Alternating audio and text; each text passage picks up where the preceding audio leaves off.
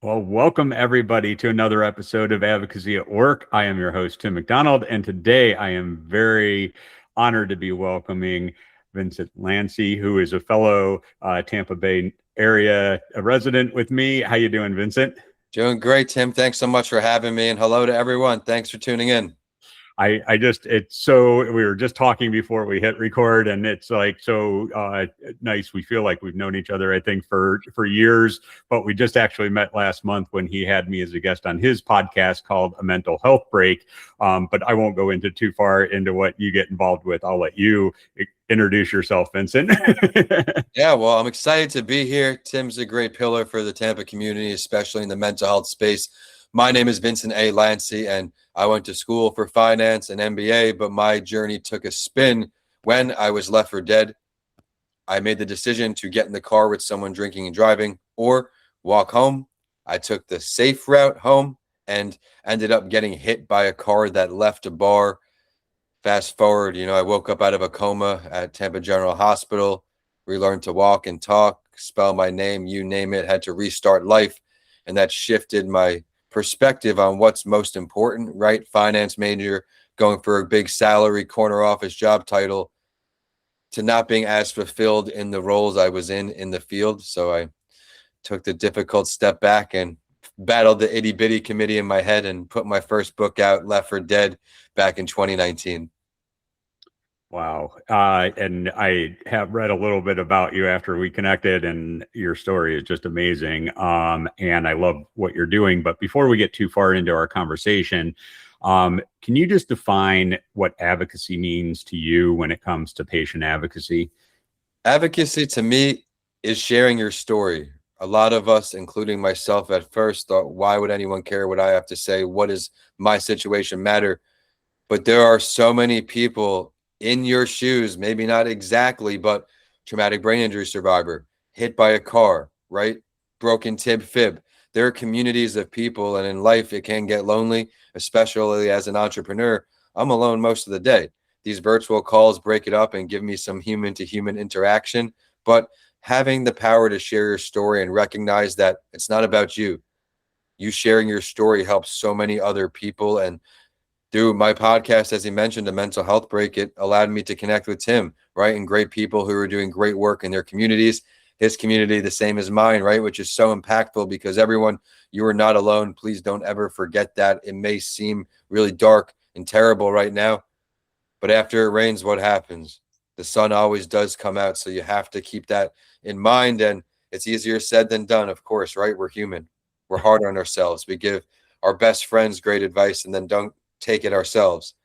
But recognizing that your story can help others, but also help you, right? Through a therapeutic form. And if you haven't applied to be on Tim's show yet, that could be a good place to start.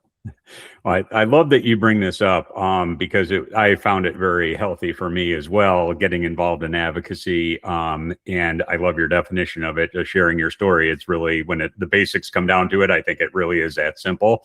But I know, like you said, it's not always as easy to do as it is to say. So when you were in that moment before you decided to start publicly sharing your story, kind of what were some of the thoughts you had in your head as far as what was, I know you brought it up just really, really quickly about like, who cares about my story, right? But can you go a little bit deeper at that time and the moment you decided to actually start sharing your story? It's not that I was embarrassed of it or trying to run from it. I just didn't want to be defined by it, right? Being, oh, that's the kid that got hit by the car. So eventually I went back with Tampa General, and there was these TBI support groups, brain injury support groups, where I started sharing my story, and people, coming up to me after and saying, hey, that really impacted me. That really helped me. Hearing someone say those things makes you kind of want to do it again to help a few more people. And of course, again, I didn't think anyone would care about my story, but once you lean into it a little bit, and that was January 2013, I didn't put out my TBI recovery book until January, the anniversary, 2026. So I was doing some coaching in between, on and off, but I didn't really come that full circle right back to the baseline for 13 years. Well, and I love that. And I really want to make a point of this. It's One, it's not an overnight success, like where he just said in his head, I'm going to do this and started a podcast and a book. It was literally going for himself to get support and then hearing it from others, the impact that he was having on them. That kind of built up your confidence, right? Surrounding yourself with great people. And I really work hard to emphasize that in all the shows I do as a guest or even in my own shows. We're not alone. Everything we do is not because of us, right? It's because of the great people around you. When things are going good, that's great. But when things are going bad, who's actually in your corner? Who's going to reach out to you without you reaching out to them? All of these things, who's going to check on you? Those are the people I try to keep close to me because life gets hard and you cannot do it on your own. I find myself being really good at 3 or 4 things in life. Everything else I need help with, right? I'm not the best person for the job, even as a company, right? There are things that I can't do as well as someone I can hire and bring in to be a part of the team, add more value to people. So again, community is a big thing to me. That's so important, and I really do believe in all that. And I think you can ask any cancer patient or survivor about how their friends and family and relationships have changed since they were diagnosed, and it would be exactly that. You have people show up for you instead of you having to reach out to them. Or Yep. they just ghost you, but what I'd really like to kind of explore is like next is like, how did that, I know you fast forwarded us 13 years, but how is it kind of evolved from that first time where you started sharing your story in these small group, basically, sessions, up to when you released your book, and then what it's turned into today for you? Well, the passion has never left, right? It always just makes it fun for me to find new ways to make a difference. I have a mental health book for each age group, which was really exciting to me. Before COVID came, my trajectory was pushing as a school speaker and doing all these amazing things with kids before, it's too late to really influence someone. Schools lost their budget, they lost their staffing, everything in between. It was very challenging for me, I should say, to get into schools. Some were paid. A lot of it was pro bono towards the COVID time. So I had to pivot a bit and started writing more books and coaching people. So with the mental health books here in AMI Kids here in Tampa, I have a book where Mr. Lanci talks mental health. It's 7 days to improve your mental health, 1 day at a time, rinse and repeat. I went 7 times and was able to use a chapter with them each visit to build them. So those things are fun with me. Mental Health Week is a school book where I'm a 5th grade teacher. I take the kids on a mental health week school trip, and like the magic school bus, it's a magic track where you walk around the track and different things come. So I could bring those into the schools. And it's just a joy for me again, because I know as a kid, there were no mental health resources. There were no males, especially speaking about mental health, all of these things. So to let the kids know that, hey, you're not alone, I hope at least will be impactful and meaningful to them as they grow up. That's amazing. And now I know you, because I've looked at your website, you do a little bit of production too for podcasts for other people. So how did you start from the books into podcasting? Well, when I wrote Left for Dead in, I think it was October 2019 or November 2019, I said, great, this is awesome. And I challenge everyone, you don't have to use me to help you write the book or coach you for the book, but getting that Amazon author copy is a really, really insane feeling, right? That all the hard work for me, that book was the longest one, 4 or 5 years went into it, get the book.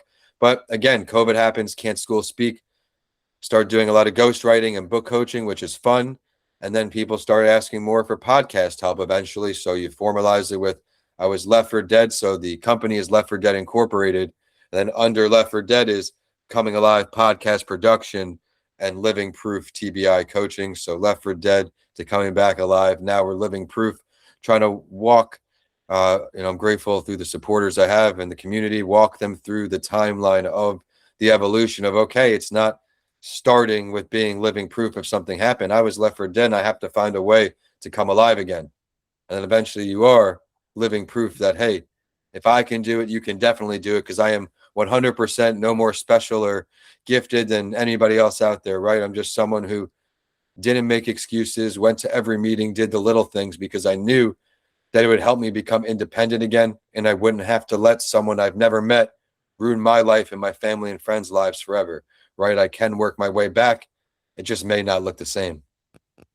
Wow, that's so powerful. I think our minds are so powerful that we don't even give it enough credit sometimes for how much of an impact it can have on the outcomes of some of the obstacles and challenges that we face in life. And I'm not Absolutely. like an expert on this, but I'm like, I think we've both been through something that helped us realize it a lot. So I really appreciate you saying that.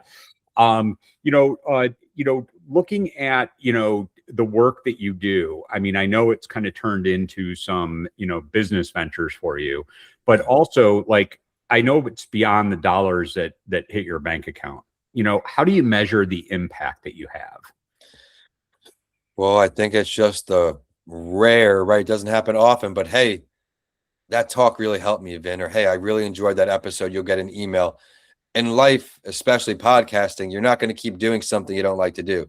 There are a lot of hats to wear in podcasting, right? My 8-step system, networking, preparing, recording, editing, uploading, follow up with the guests, market, rinse and repeat. That can get taxing if you don't like what you're doing. So having the passion behind it, I think, helps a great deal. And I talked about how the TBI book took so long to come full circle.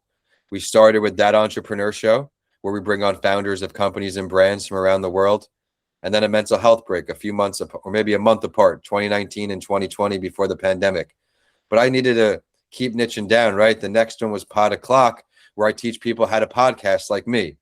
I have a YouTube series, Writing with Authors, because I want to help authors and readers find new books, learn writing tips. So all of this stuff is not easy, but you don't mind the long hours because I enjoy the topics. So if that's any inspiration to everyone, Tim can attest to, life goes quick and then you get hit with something and things get put into perspective. Have you been wasting time? Have you not? It's okay. There's lessons learned in everything. But if my story is any message for you, it's that, hey, if you don't like the opportunities you see, create them yourselves, right? I was a finance grad, ended up getting my MBA, but I didn't like the opportunities that were presented to me at the time, the starting levels. I never had a mentor or a leader in any of my finance roles. I was at some great companies like Merrill Lynch, PricewaterhouseCoopers, but no one really had taken me under their wing, or maybe I'd still be there. So for me, I was stopped doing things that maybe weren't the best for me post TBI, right? That was my pre TBI path. The more time I wasted, 1 foot in, 1 foot out, financial advising, real estate, all these things to try to stay relevant with my degree. You can't predict getting hit by a car on a walk home, right? Things happen in life. So this is what eventually came natural to me. So with that natural just enjoyment, right? Us recording this here in the morning on Wednesday, I got my apple juice. I'm excited for the day. And then I'll do one of mine later this afternoon. So the days revolve around this stuff. And you just want to keep going, especially on shows like this. Everyone be sure to subscribe now to this podcast because he's still just getting started and he's got a lot of good value to share. Oh, thank you, Vincent. I love what you were just sharing. One, because I talk about this a lot in the book too. It's about when you're starting your advocacy journey, you need to find something that you're passionate about to begin with. But then also, and I found this in a couple of guests that I've had on Advocacy at Work podcasts lately about just this niche that they find, and it's usually a void. Like they're searching for something, they can't find it, so they create it. And I think you're alluding to that too, right? Like in what you did. Is that the case for you too? I just was tired of trying to be 100% the old me, right? Where it is frustrating as, I don't remember the old Vincent, but I hear from friends and family, there are a lot of things that are the same. Some things are different, right? So stop forcing things that no longer serve me to live my best life, right? In life, it's going to, again, zoom by. I can't believe how fast every year seems to go faster and faster. And now just find myself in a place surrounded by a lot of great people, continuing to meet new great people like Tim. And I'm real excited to just see where the world takes us, especially you dedicating yourself to advocacy. And everyone be sure to look out for his Bloom interview, because as we're recording this, he's got that coming up and I can't wait to see it. Yeah, I'm really excited about doing that tomorrow. Well, tomorrow when we're talking now, Yeah, but yeah, who knows when this will be yeah. released? It'll probably already be out. But as we look at this, I'd love to just take a little bit of a break, and from the advocacy talk and get to know you a little bit better. So I have a couple of questions that have nothing to do with advocacy, TBI, traumatic brain injuries, mental health, anything like that. But Right. if you're ready, we'll just go. Just whatever pops into your head. You don't need to put a lot of thought into these. But Sure. so the first one is, what is your favorite color? Blue. Awesome, mine too. Even though Blue, I'm wearing blue my and black. black "Be Yeah. Good to People" shirt today, And but my closet is typically black and blue with a few lighter colors mixed in. I love it. What is your favorite band or musician? Favorite band or musician? I listen to a little bit of everything, but I'll do a throwback here. We were playing Little League in the Williamsport tournament. We were big AC/DC fans. Shook Me All Night Long, Shoot to Thrill. Those are some of our favorites. Oh man, bring me back to my high school days. And what's a place that you've always wanted to visit but haven't yet? Somewhere I haven't yet. I've been fortunate to expand myself and travel as a remote employee, but I'd say one place I haven't been yet is maybe like, and I'm not a cold person, but something about Antarctica always intrigues me. Interesting. You're the first one who's brought that one up. And I'm not a cold, I wear a sweatshirt if it's 80 degrees outside. I'm not, so it might not actually happen, right? But thinking domestically there, I haven't been to Texas, so maybe that could be cool somewhere in Texas. Hmm. Well, I do know there, and this is years ago. I was listening to a Rogan Experience podcast, and he had a guy who did something in Antarctica that was like never done before, and like maybe walking to the south or hiking to the South Pole or something. And the reason why I'm bringing it up is if you do think of going, you should try and find that podcast episode because it talks about the training he went through to prepare for this, and it was like insane. Yeah, I bet.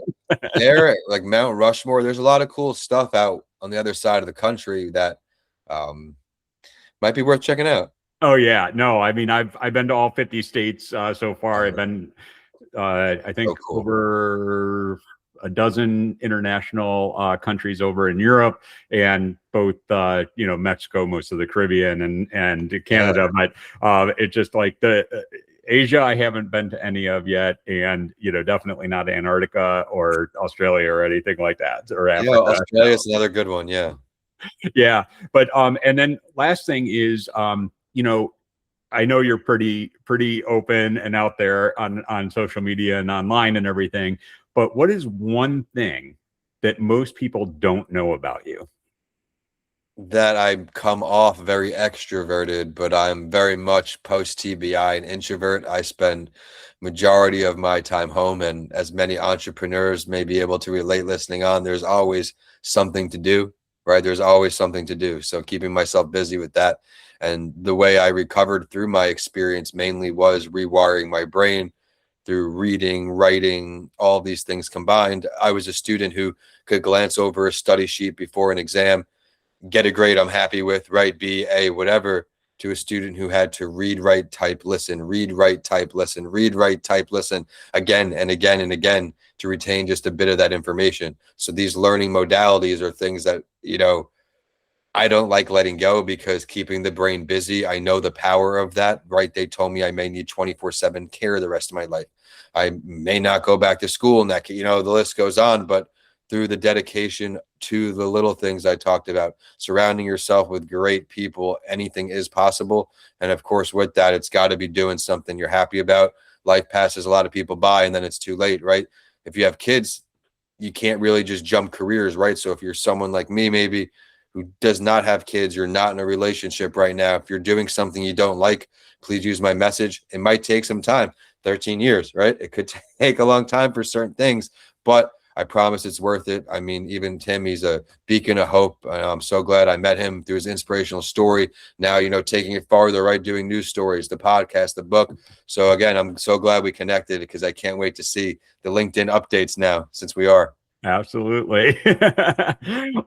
So what is, if resources were no option, for you. What is one big thing you'd want to see happen in, whether it be the mental health space or specific to TBI or, your advocacy work? What is the one big thing that you would like, if you just said, I could do this, I would be happy?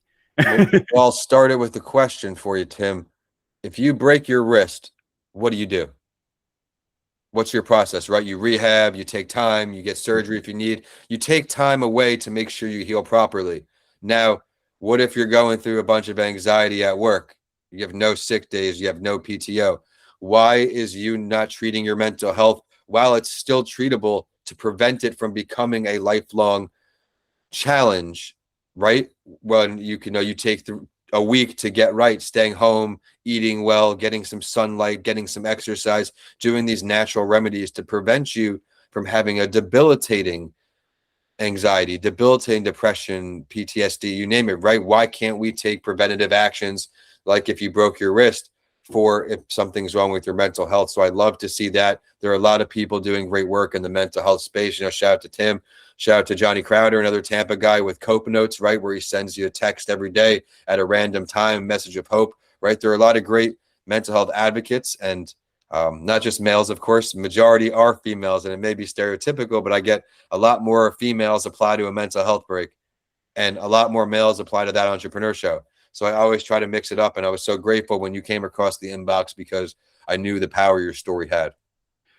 I already got a couple other guys that I think I should connect you with to be on your show possibly, and maybe you on theirs, because we'll do some swaps. Through this whole journey, I've been talking with quite a few people and meeting new people, and it's like some of them are just doing amazing work in this space, just like you. So, but I will do that offline, not share that with everybody. So, one thing that I just like to kind of finish with is just more of a statement. One, you just have an incredible story and are such an inspiration to people, and I just want to encourage everybody to check out Vincent's website at VincentALanci.com. I'll put it in the show notes, so don't worry about how we spell it or anything.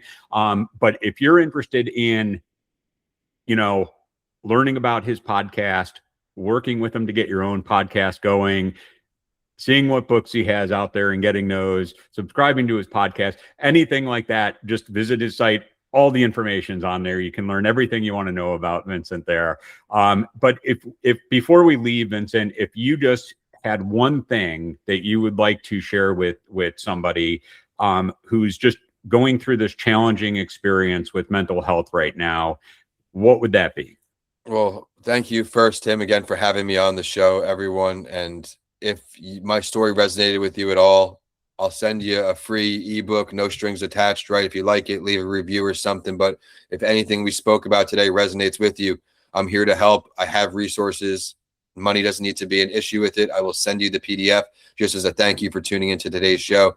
And some parting words, Tim, if you're, going through something or things get hard, I'm not going to repeat what I said before, but I'm going to emphasize it, right? It's sunny now because it was already dark.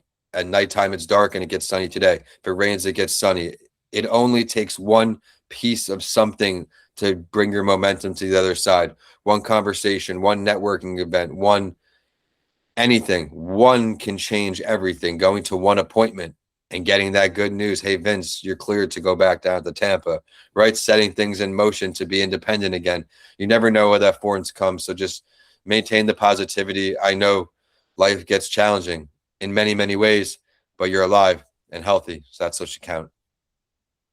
I think that's a great place to end it. So thank you so much for being a guest on Advocacy at Work, Vincent. And if you haven't yet, be sure to subscribe. And we would love to, if you have suggestions for other advocates who should be guests on the show, reach out, let me know. And we will see you next week.